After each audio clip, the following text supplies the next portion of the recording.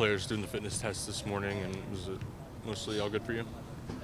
Yeah, those things are, okay, Christian won, and it's great that the kids have a little bit of competitiveness in them. They're all cheering them on at the end and stuff like that, but it's really just for Dave to collect baseline data. So in that sense, you know, for the veteran guys, it's okay. I did whisper to young Henry Wingo that if he didn't come in 1 or 2, that I was going to call his mother. I did say that, just to make sure that little added influence, but it was good. It's good. It's always fun. Yeah. What do you think of Tolo getting signed to the first team, and how would you describe his skill set? Well, I think you guys saw some of it out there. Athletic kid. I mean, jumping, running, all of that. So now we just need to work on this. And if he can get that, he will be a good player for us. You talk about how Jimmy's influence some of these young kids, not only from a language perspective, but also defender, such an established player like he is. Yeah, we have Spanish speaking with Gonzo. We have French speaking with Jimmy. It helps me because I'm not good at that. You have a Mexican national team player. You have a guy who won a Champions League medal.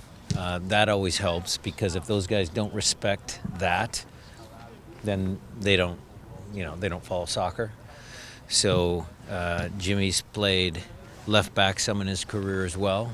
So there's a ton of reasons why that's a good connection, and it helps the young players feel at ease as well. I mean, if they come here and they can't correspond with me, speak with me, then that could cause some issues. So it's good.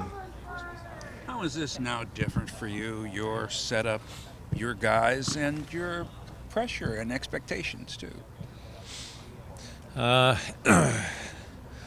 I suppose you could say that there's added pressure, yes, but the pressure always came from within anyway, even when Zig was here. I always felt pressure just to do my job to the best of my ability to help him win games, help the team win games. So that internal pressure stays with us. We're all competitive people.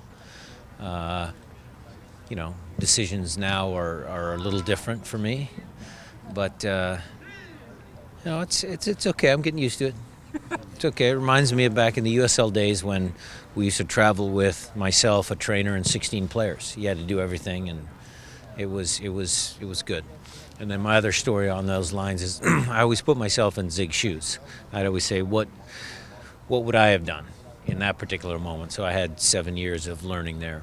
But you're not having to do the laundry and clean the cleats or anything like that anymore. Right? No, but I make sure that those guys have clean boots and pick up cones and stuff like that. I think it's important for the young guys to learn a little bit of that stuff. With Tolo, you said he has to get it mentally. What do you have to see out of him to know that he's gotten it, to know that it's clicked? What are you looking for? Specifically, making sure guys don't run in behind him. Making sure the gap between the left-sided center back and himself is not too narrow or too wide so balls can slip in. His choice of passing, getting locked in on one target down here when, something's open over here. There's a lot of subtleties to the game that, everybody can watch him chase some guy down the field and tackle a guy. That's great. He's got that. But some of those subtleties we have to work on. Does it help that he's playing behind somebody who plays a very similar style in Joevin that ranges forward quite frequently? Agreed. They're different. They're not quite as similar as we might think. Maybe in general terms, I would say. But I think Joevin is a little smoother, a little calmer, more technical. And again, Nouhou is, raw power. He's a raw power kid. Any of the younger guys stick out to you in the last couple days? Same group. I was still, again, happy with the couple academy kids we had out here. I know Tommy's happy with the young goalkeepers. They're working hard way over there. We don't pay them too much mind from this vantage point, but he brings them over there, and I know he's been working some of those guys pretty good. So it's been good, Matt. It's good. On that same aspect, it seems like a lot of teams are trying to look for that next great young player, 16, 17-year-old.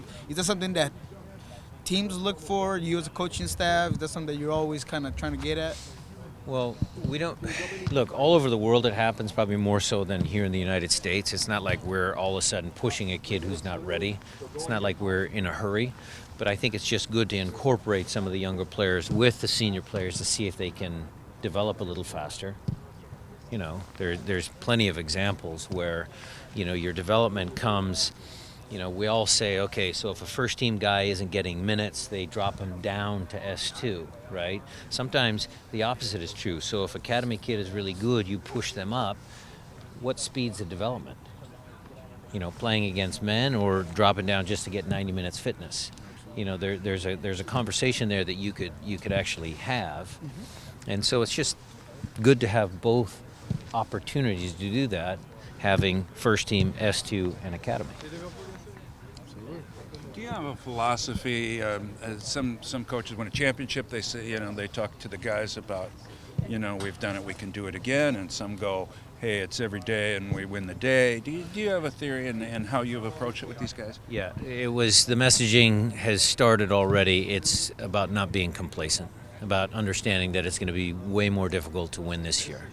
So we have already started the messaging, and I will continue that message throughout preseason and during the regular season.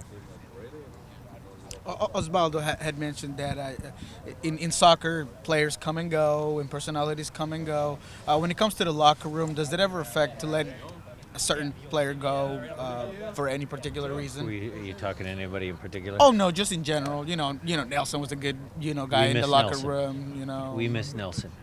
We miss Andreas. We miss the guy. We miss Zach. There's guys that we have to change. We have to change over. This team has been pretty consistent since day one. We've had a good locker room, and I intend to keep it that way.